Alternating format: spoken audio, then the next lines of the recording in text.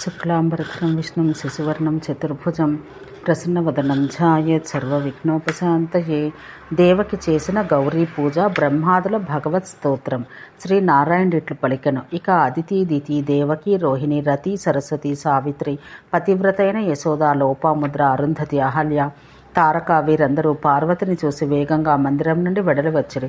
ఒకరినొకరు పలకరించుకుంటూ మరల కౌగిలించుకొని నమస్కరించి రత్న నిర్మిత మందిరంలోకి ప్రవేశించిరి. ఈశ్వరుని రమ్యమైన రత్న సింహాసనం ముందు కూర్చోబెట్టి మాలతో, వస్త్రంతో, రత్నభూషణాలతో అలంకరించెను. ఇంద్రుడు తెచ్చిన మనోహరమైన పారిజాత పుష్పాన్ని దేవకి పార్వతి పాదపద్మమందు భక్తిపూర్వకంగా సమర్పించింది. పాపటిలో సింధూరపు చుక్కను, నొసట చందనపు చుక్కను పెట్టింది. రామకృష్ణులకు కస్తూరి కుంకుమాదులను అంతటా పెట్టి మధురమైన ఆహారాన్ని భుజింపచేసింది. మంచి వాసన గల చల్లని నీటిని, శ్రేష్టమైన అందమైన కర్పూరం మొదలగు మంచి వాసన గల తాంబూలాన్ని ఇచ్చి పాదపద్మాల గోళ్లపై పారాని అద్దింది. కుంకుమరాగం ఇచ్చింది. తెల్లని చామరంతో వీచింది.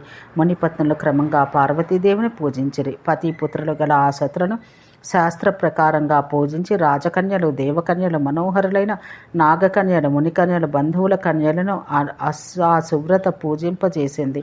రకరకాలైన మధురమైన వాద్యాలు కుతూహలంతో వాయింపచేసి మంగళకార్యం చేయించినది. బ్రాహ్మణును భుజింపచేసి మధుర గ్రామదేవతను భైరవుని పూజించింది.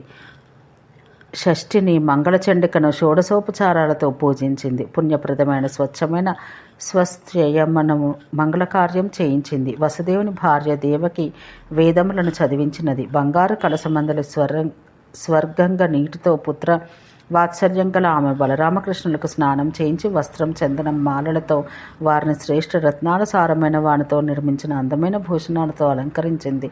తల్లి అలంకరించిన భూషణాలతో కూడిన బలరాముడు, కృష్ణుడు దేవమునీంద్రుల కల సభకు తీసుకుని రాబడిరి. ఓ నారద, ఆ జగన్నాథుని చూసి బ్రహ్మ, శంభుడు, శేషుడు, ధర్ముడు, భాస్కరుడు వీరందరూ వేగంగా లేచిరి. దేవతలు, మునులు, కార్తికేయుడు, గణేశ్వరుడు విడివిడిగా పరమేశ్వరుని స్తుతించిరి. బ్రహ్మస్తోత్రం. ఓ నాథ, నీవు అనిర్వచనీయుడవు. భక్తులను అనుగ్రహించుట కొరకు రూపమెత్తిన వాడవు. వేదాలు కూడా నిన్ను నిర్వచించలేరు. ఇక్కడ నిన్ను స్తుతించుటకు ఎవడూ సమర్థుడు కాడు.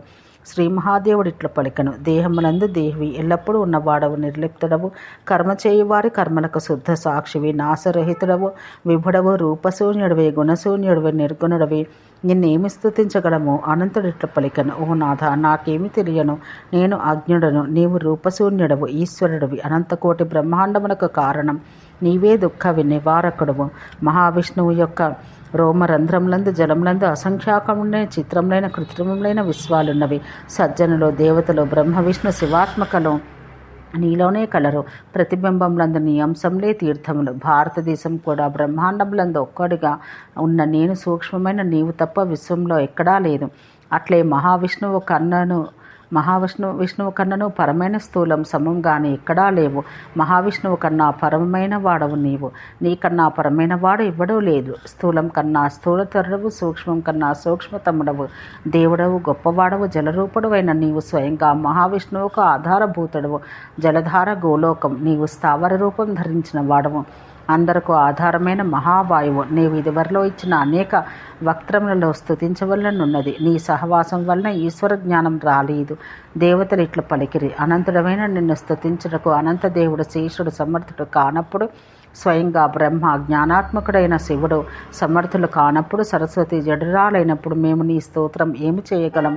మునీంద్రుడు ఇట్లన్రి. వేదములు నిన్ను స్తుతించుటకు శక్యం కానప్పుడు, ఈశ్వరుడమైన నిన్ను తెలుసుకొనుటకు శక్యం కానందుచేత మేము వేదాలు తెలిసిన వారమై ఉండయో నిన్ను ఏమని స్తుతించగలము అని దేవదేవులు చేసిన ఈ స్తోత్రం మహాపుణ్యమైనది.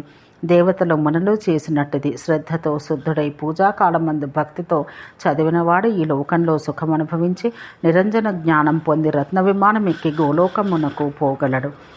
ఓం శాంతి శాంతి శాంతి.